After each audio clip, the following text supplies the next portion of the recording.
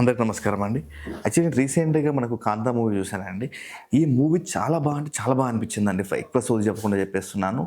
మూవీలో మన హీరోయిన్ గారు భాగ్యశ్రీ ఉన్నారు కదా! భాగ్య గారిది యాక్టింగ్ మామూలుగా లేదండి. చించి పడేసింది. ఒక మహానటిలో మనకు 'కీర్తి సురేష్‌ని' ఎలా అనిపిస్తుందో ఆ రేంజ్‌లో అనిపిస్తుంది. ప్లస్ మన సల్మాన్ గారు హీరో గారు 'దుల్కర్ సల్మాన్' గారు ఉన్నారు కదా! వారి యాక్టింగ్ కూడా సూపర్ అండి. ఇంకోటేందంటే మనకు 'రానా' గారి యాక్టింగ్ చాలా బావుంది. 'సముద్రఖని' గారి యాక్టింగ్ చాలా అనిపిచ్చింది. ఈ మూవీ చుట్టూ ఏందంటే ఒక మూవీలో ఒక మూవీ జరుగుతుంది.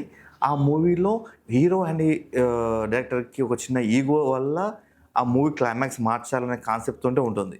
ఇతను డైరెక్టర్ గారేమో ఒప్పుకోరు. హీరో గారేమో అదే కావాలంటారు. దాని గురించే జరుగుతుంది. లాస్ట్‌లో ఒక చిన్న ట్విస్ట్ జరిగిపోతుంది హీరోయిన్ విషయంలో. అది ఎవరితో అయిందన్నది మన 'రానా' గారొచ్చేసి షేర్ చేస్తారండి. అదేందన్నది మూవీ చూస్తేనే బావుంటుంది. స్పాయిలర్ చెప్పడం ఎందుకని చెప్పట్లేదు. 'రానా' గారు హ్యాండిల్ చేసే విధానం కూడా బావుంటుంది. ఓవరాల్‌గా మ్యూజిక్ కూడా అనిపిచ్చింది. కానీ ఫస్ట్ మూవీకి ఉన్న చిన్న ట్విస్ట్ ఒక చిన్న చెప్పాలనుకుంటున్నాను. యాక్చువల్లీ నేను మూవీ థియేటర్‌లోకెళ్ళాక ఒక 20 మినిట్స్ వరకి మూవీలోకించి బయటికి వద్దామా, థియేటర్‌లోకించి బయటకి వద్దామని అనిపిచ్చింది. ఆఫ్టర్ 20 మినిట్స్ ప్రతి మూవీలో ఏదో ఒకటి ఉంటుంది. అందులో టికెట్ పెట్టాం కదా! పైసా వేస్ట్ చేయొద్దని చెప్పి కంప్లీట్‌గా మూవీ చూశాను. స్టెప్ బై స్టెప్ మనకు హైక్ తీసుకెళ్తా ఉంటుంది మూవీ. నాకు చాలా అనిపిచ్చింది.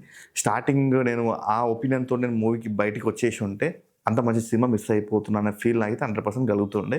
బట్ చాలా అంటే చాలా బావుందండి మూవీ. నాకు చాలా నచ్చింది. మూవీకి నేనిచ్చే రేటింగ్ ఔట్ ఆఫ్ 5కి 3.5 అండి.